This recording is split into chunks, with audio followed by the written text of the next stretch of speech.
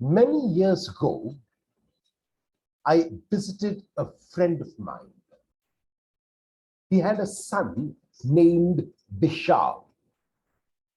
While I was chatting with my friend, his son walked into the room.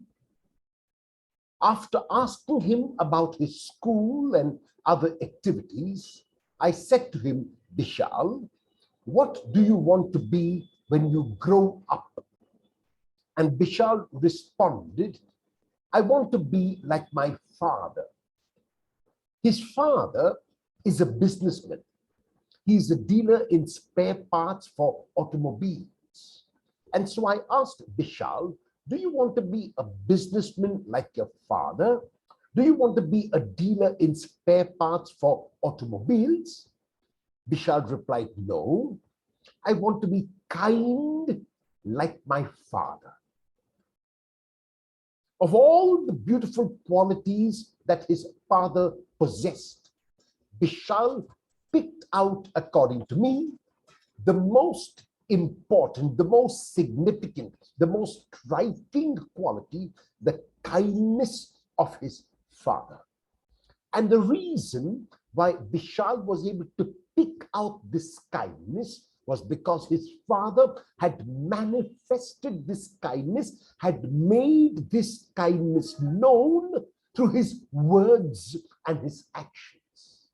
However, the father could only make this kindness known through his words and actions because it was a kindness that was in his heart, in his being.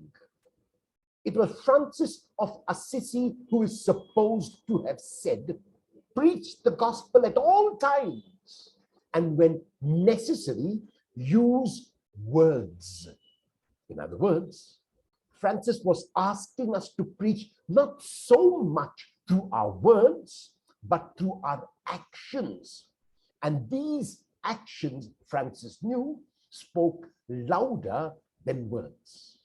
It seemed that Francis was influenced to make this statement by what Jesus says in the gospel text of today.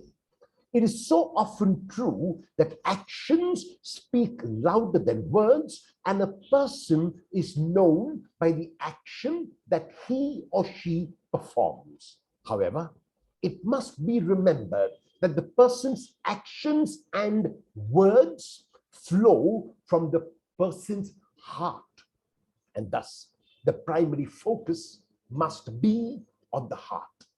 The German mystic Meister Eckhart summarizes, it seems to me, or paraphrases what Jesus says in the gospel text of today when he says, you should bother less about what you ought to do and think more, reflect more about what you ought to be.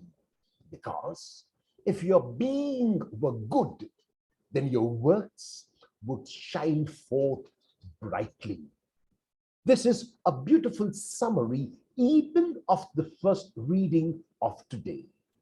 Addressing his disciples through a proverb and parables, Jesus explicates what it means to be a true disciple, a true follower of the truth. The proverb about the blind leading the blind is a challenge to the disciples to be better qualified than those they seek to serve. This qualification has nothing to do with degrees or diplomas, but everything to do with trying to be like Jesus.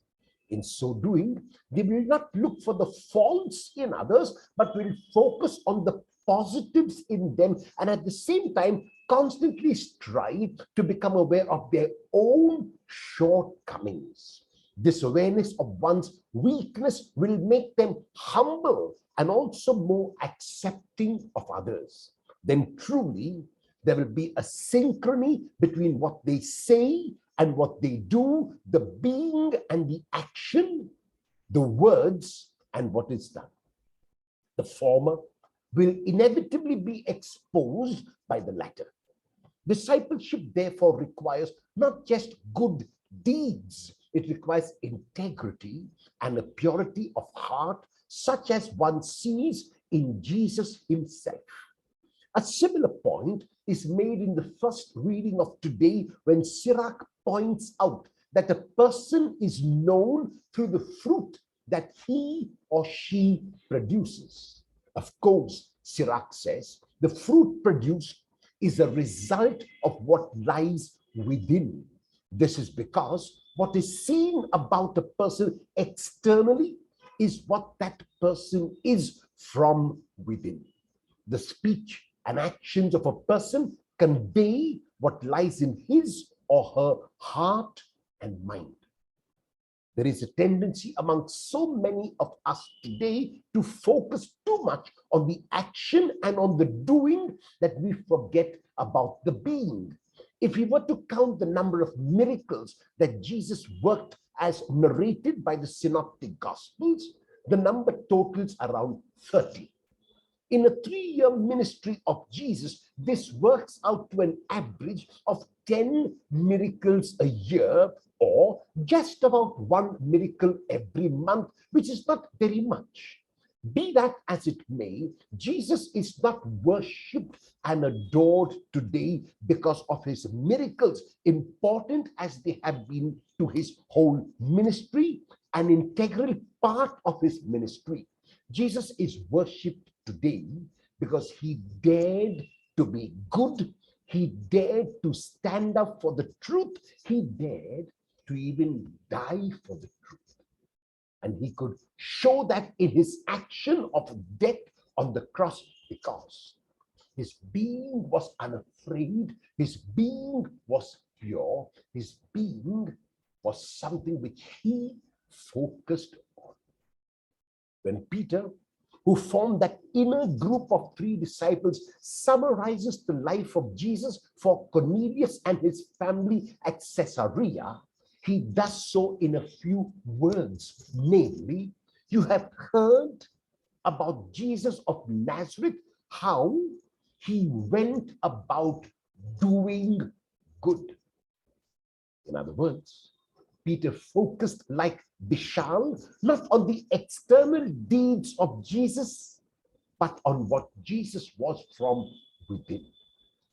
Because Jesus was good within, everything that Jesus said, everything that Jesus did would also be good. In the second reading, Paul gives us an eschatological reason for focusing on being rather than doing. The present body, Paul says, is perishable and mortal. We can put on imperishably and also immortality by being resolute in doing good consistently, and through this excel in the work of the Lord. The example of Jesus, whose whole being was good, must be our constant motivation. If we follow the example of Jesus, then people will say about us who profess to be the disciples of Jesus today, see how they go about doing good. Our proclamation must not be so much through our words, it must be through our actions. Will you proclaim truth? Will you proclaim the Lord through your actions today?